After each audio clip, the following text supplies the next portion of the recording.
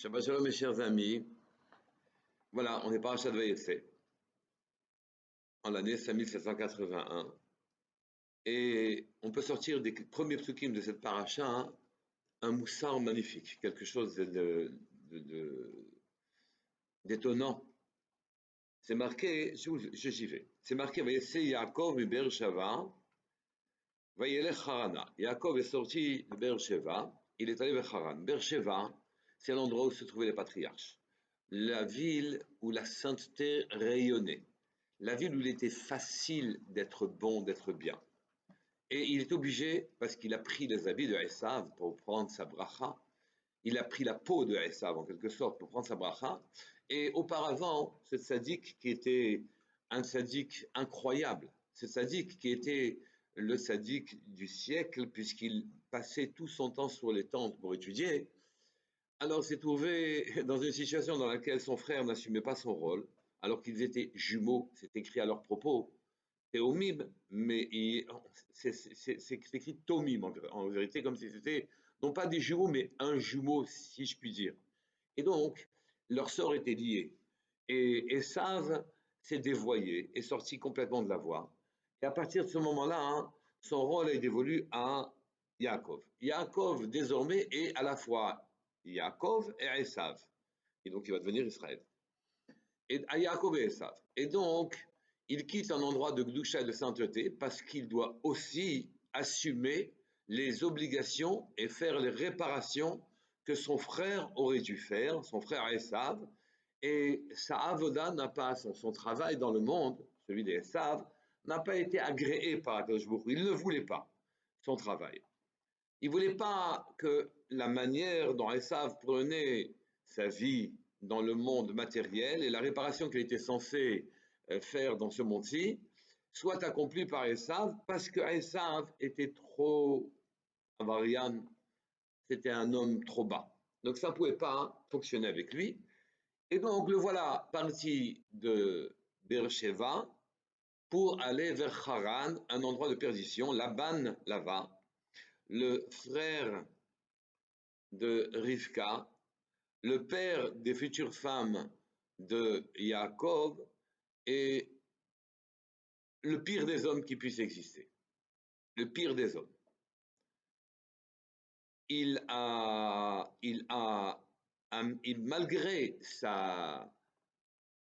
Malgré sa vie dissolue, malgré sa avodah zara permanente, il va falloir aller chez lui, de sorte que la Gdusha rentre chez lui. Donc il quitte Beersheva, il va à Haran. Puisqu'il va prendre le rôle de Esav, il va prendre aussi la femme de Esav. On disait Rachel, c'est pour le plus jeune, qui était Yaakov, qui est né après Esav, et Léa, c'est pour le plus âgé.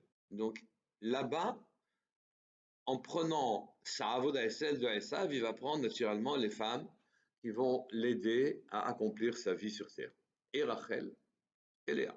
Rachel qui était la sienne, et Léa qui était celle de Esav. Donc il rentre dans le monde du mal. Et quand il rentre dans le monde du mal, donc Vayetse Yaakov et Beersheva, Vayelech Harana, il va à Haran.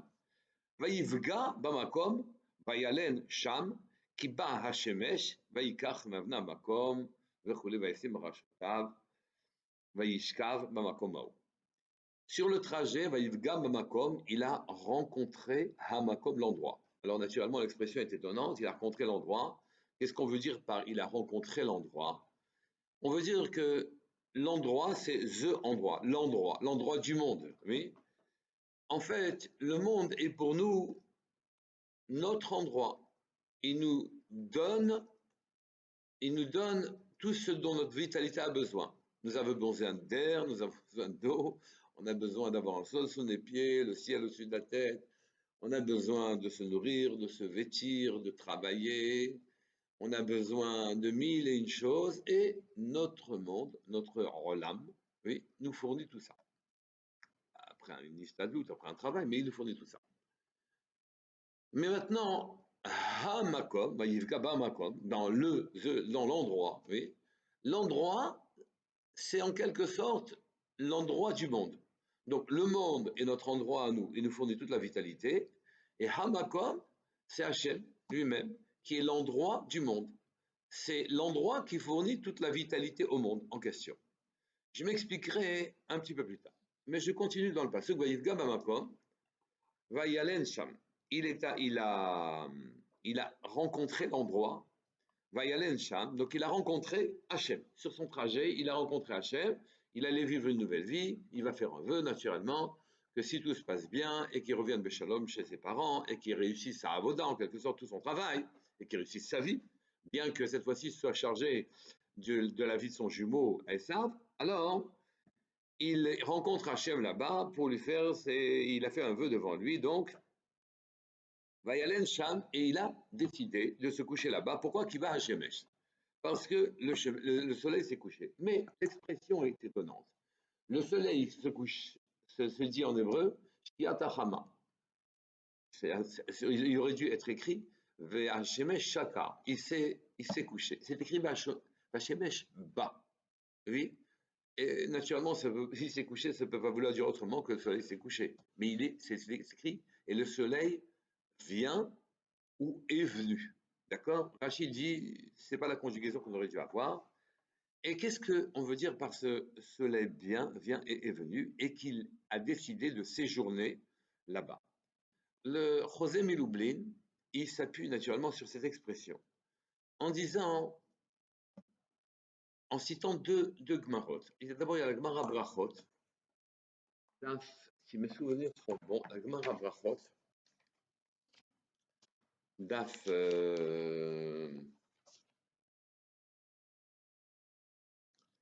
Chavav Amudbet, qui dit Vayivga bamakom shehitkin tfilat arbit.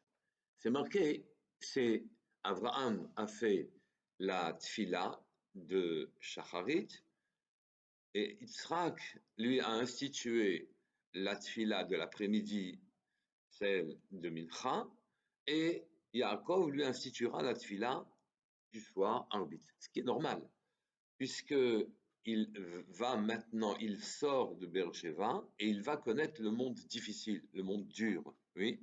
Et donc, il va rentrer dans la nuit, en quelque sorte. Sa vie sera pleine d'ombre, pleine de soucis. Et donc, lui, il va instituer la tfila, la prière, qui est en rapport direct avec sa vie, ce qu'il est en train de vivre maintenant. Et quand la Gemara Brachot là-bas, elle dit que c'est lui qui a institué l'arbitre, c'est parce que c'est lui qui, dans ce temps-là, le temps de la galoute, le temps de l'exil, le temps de l'obscurité, dans ce monde-là, c'est la prière qui a été instituée par Yaakov. Mais la Gemara Brachot dit quelque chose d'étonnant, en autre endroit, Dalet Amoudbet, si mes souvenirs sont bons, et elle dit Kol ha-somer, tout celui qui colle Géoula, la tfila shel Ma'ariv, chez l'arbitre, oui, celui qui colle la Géoula, la délivrance, de la tfila de Arvit, de la tfila du soir, alors il est zoché le Olam Haba, il est méritant de recevoir le Olam Haba. Quel rapport y a-t-il entre la smichut, le fait de coller la Géoula à la tfila, et qu'on soit zoché, qu'on soit méritant de recevoir un Olam Haba, simplement parce qu'on dit Gaal Israël, qui sauve Israël, qui a sauvé Israël, collé à Hachem Sefra Yiftach à la Tfila. Quel rapport? On est Zoché, Olam Haba, si on sait coller ça. Alors justement, il explique. Kiba Hashemesh n'est pas, il s'est couché après avoir rencontré Hamakom c'est Hachem. Là-bas, il s'est étendu et il a attendu tranquillement. Il s'est couché, il a attendu. Il a attendu que ça se passe. Qu'il se passe quoi? Alors, ici, il faut nous dire la chose suivante. Quand il s'est couché là-bas, en attendant, il attendait la Géoula. Il attendait la délivrance. Il attendait qu'Akadosh Baruch Hu lui dise que ces quelques années qu'il allait passer, que ces temps d'obscurité qu'il allait vivre, avaient une fin. L'expression qui bat à Shemesh, c'est ça qu'elle explique. Quand on dit qui bat à Shemesh, c'est comme si on disait le soleil vient ou est venu. Et donc, quand ça ne veut pas dire autre chose, puisqu'il va se coucher là-bas que le soleil s'est couché, mais puisque le soleil vient en permanence, il vient, oui, et qu'il est venu et qu'il reviendra, c'est en train de nous dire qu'en vérité, il est certain que son épreuve va se terminer. Certain que son épreuve va se terminer et que Akadosh Baruch Hu, qui est Hamakom, qui est le maître du monde, quand il l'a fait rentrer dans ces heures d'obscurité, il l'a fait rentrer dans des heures d'obscurité qui ne vont pas durer. Ça ne va pas durer longtemps. Ça va durer le temps que le patron a décidé, mais ensuite, ça va s'arrêter. Pourquoi? Iba Hashemesh. Le soleil vient. Demain, le soleil brillera, en quelque sorte. Il s'agit d'attendre, mais il s'agit d'attendre en pleine confiance. Il s'agit de patienter le temps qu'il faut. Il s'agit, quand on fait une fila Hachem dans des heures sombres, il s'agit de comprendre, a priori, que ces heures sombres ont été voulues par Akadosh Baruch Hu et que la solution elle-même, elle va venir. Elle nous attend, en quelque sorte. C'est ça les mots qui va à Shemesh. Il s'est couché là-bas, il s'est étendu là-bas pour se reposer, qui va à Shemesh, car on n'a qu'à attendre, le soleil viendra. Naturellement, on doit faire un minimum, mais le soleil, normalement, doit venir. Qui va à Shemesh, ça c'est le sens de ce passage. Mais comment peut-il être certain que le soleil va se coucher? Ce n'est pas possible. Alors je reviens. Je reviens sur ce que j'ai dit tout au début. C'est marqué, Vaïvga Bamakom, il a rencontré, Vaïvga, a rencontré Bamakom, il a rencontré l'endroit. Et les Chachamim nous disent que Hamakom, c'est Hachem, c'est l'endroit du monde. Le monde, c'est notre endroit à nous, qui nous donne tout ce dont on a besoin pour vivre. Et Hamakom, c'est l'endroit à Dieu, c'est l'endroit, c'est Hachem, c'est l'endroit du monde. Qu'est-ce que ça veut dire qu'Hachem, c'est l'endroit du monde? Je dois vous raconter une histoire. Il n'y a pas très longtemps, j'étais dans mes cours en Israël en train de poser la question à quelqu'un en lui demandant, mais comment faites-vous avec la shrita israélienne? Les éleveurs ont entre les mains des bêtes qu'on ne peut pas consommer facilement du tout. Par exemple, le premier-né d'une vache ou d'une brebis, on ne peut pas le consommer, on ne peut pas l'utiliser. Les shochadim se retrouvent avec leur couteau et ils font la shrita, ils égorgent tous les animaux qui se trouvent devant eux. Comment savez-vous que c'est un béchor ou pas un béchor? Certains m'ont répondu, bah, vous savez, en vérité, c'est simple. Les morceaux sont coupés, il y a un bitoul, etc. C'est-à-dire, dans le nombre de bêtes qui se présentent devant eux, on peut négliger le fait qu'il y a un béchor sur 100, sur 200, sur 400, etc. On peut négliger. Si c'était pas satisfait, cette réponse, elle ne me paraît pas du tout vraie. Et donc j'ai insisté, et quelqu'un est venu, il m'a raconté l'histoire suivante. Il m'a répété ce qui s'est passé dans son kollel. Son kollel avait décidé d'apprendre la shrita. Et quand le kollel a décidé d'apprendre la shrita, il a invité un shochet à venir faire la shrita au kollel. Quand le shochet est venu, il est venu avec une génisse et pas avec un veau ou un taureau. Un taureau, c'est facile, c'est difficile à transporter, un veau, c'est plus facile, mais une génisse, pourquoi? Il a dit parce que j'ai peur, moi, de me retrouver devant un béchor. Je lui ai dit, mais comment faites-vous pour vous en sortir dans vos shritotes? Alors il a répondu, écoutez, je vais vous raconter une histoire. Il y avait une personne qui s'occupait donc de donner beaucoup de bêtes à abattre, et il est allé voir un éleveur qui élevait des veaux dans le Midbar Yehuda. Dans le Midbar Yehuda. Et donc là-bas, dans ce Midbar Yehuda où il élevait les veaux, ils l'ont rencontré, ils lui ont dit, écoutez, nous on fait très attention, on ne veut absolument pas que des bêtes qui ont une certaine sainteté, une certaine gdusha, et qu'on ne peut pas consommer comme ça, on doit surveiller la façon dont on se comporte avec eux, avoir de soucis avec ça. Donc, les bechorot, les premiers-nés de vos animaux femelles, de vos animaux femelles, eh bien, les premiers-nés, ils ont de la gdusha, il faut qu'on trouve un moyen de ne pas avoir de soucis, et le moyen le plus normal, c'est que vous soyez associé à un goy. Associé à un goy avant que le premier-né ne naisse. C'est-à-dire, quand une vache est en train de véler pour la première fois, l'éleveur il sait très bien quelles sont les vaches qui ont leur premier-né. Quand la vache va véler pour la première fois, alors vous associerez avant que l'aîné de cette vache, le béchor de cette vache ne naisse, oui, vous vous associerez à un goy, il vous achètera l'oreille, vous lui donnerez l'oreille, j'en sais rien, l'oreille du veau qui va naître. Il n'y a pas de problème dessus. Au niveau de la halakha, c'est comme ça qu'on fait. L'éleveur dit, pas du tout. Moi, je ne suis pas religieux. Je ne veux pas entendre vos histoires. Je ne veux pas rentrer là-dedans. J'ai pas envie de m'associer à un goy, ne serait-ce que d'une oreille. Je veux pas. Ça ne m'intéresse pas. Je ne veux pas m'associer. Je ne veux pas d'un goy chez moi. Et je ne veux pas surtout rentrer dans vos histoires de religieux. Ça ne m'intéresse pas. Alors, les personnes ont insisté en disant il n'y a pas moyen de faire autrement. Vous allez faire un beau chiffre d'affaires. C'est très dommage pour vous. La perte financière est totalement nulle. Oui, on vous donnera même l'argent de l'oreille. Il n'y a pas de problème. Mais associez-vous à un goy de manière à ce qu'on soit tranquille. Non, en aucun cas, je ne le ferai. Après moult et moult insistances, ils finissent par se séparer sans pouvoir faire affaire, l'éleveur ayant définitivement refusé et perdu tout le marché en question de passer par la halakha. Bon, très bien. Au bout d'un mois, cet éleveur est revenu voir ces gens qui achetaient les bêtes pour pour la boucherie. Et il leur a dit, écoutez, j'ai changé d'avis, je vais faire ce que vous me dites parce que il s'est passé quelque chose de spécial. Je ne change pas d'avis parce que j'ai décidé de faire des affaires avec vous, en aucun cas.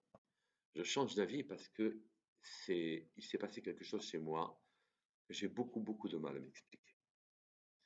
Depuis que vous êtes parti, je perdais un veau par jour. Je suis un éleveur, perdre des animaux, c'est terrible pour moi, surtout quand je ne comprends pas. Et donc, 5 veaux d'affilée ont été perdus dans 5 jours et je voyais que ça allait continuer. Tous les jours, je perdais un veau.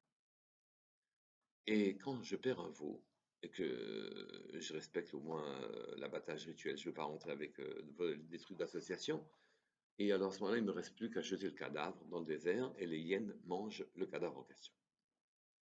Et donc un veau est mort, naturellement, il y avait des causes naturelles qui permettaient d'expliquer sa mort. Un deuxième, un troisième, un quatrième, un cinquième, et là je sens qu'en vérité, ça ne va pas s'arrêter. Ça ne va pas s'arrêter. Et que ça continuera sans cesse comme ça.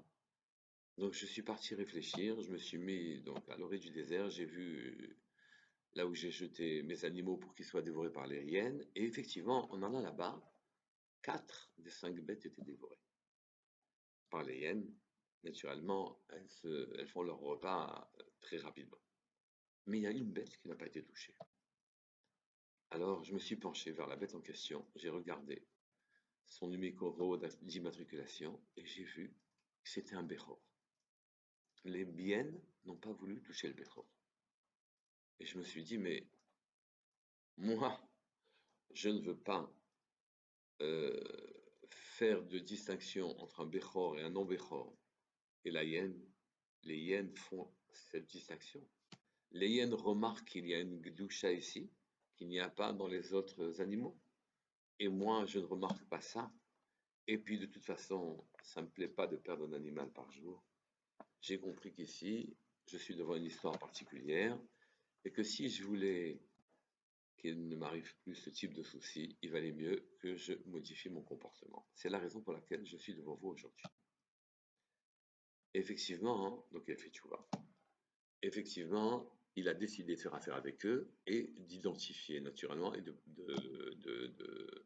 s'associer au goy sur l'oreille pour les bechorot qui vont naître. Donc l'affaire a pu se faire. Mais réfléchissons. Réfléchissons bien. Réfléchissons. Finalement, même après la mort du Bechor, même après la mort, il y avait dedans une vitalité qui empêchait les hyènes de la manger.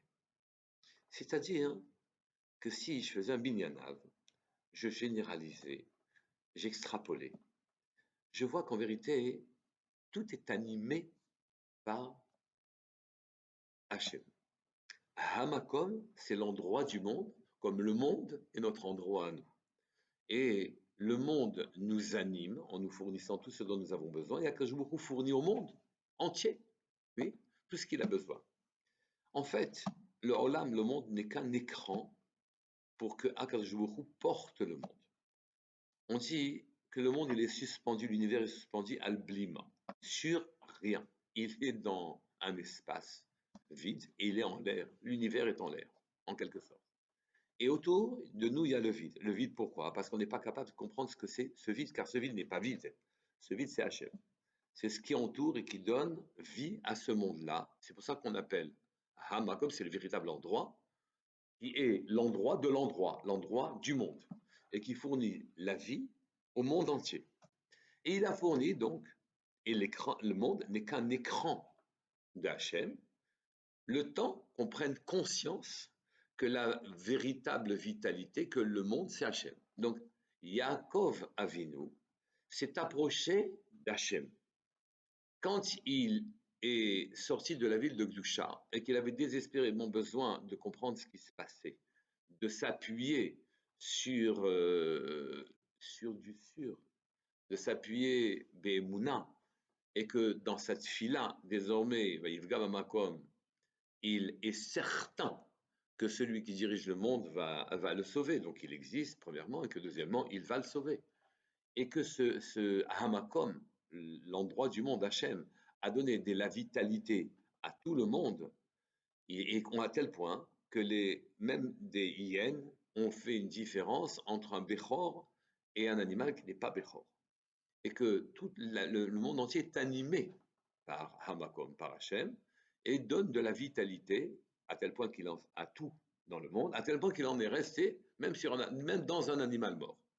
Que la vitalité, que la marque d'Hachem est là, pour montrer que tout n'est qu'un écran, et que la véritable racine, elle est dans Hachem. Donc, Vaïvga Bamakom, il a institué la tfila de Arbit, celle qu'on fait la nuit, quand les ombres de l'existence fondent sur nous. Quand il a institué cette tfila, il faut coller Géoula à la tfila. Il faut coller Gaal Israël, qui a sauvé Israël.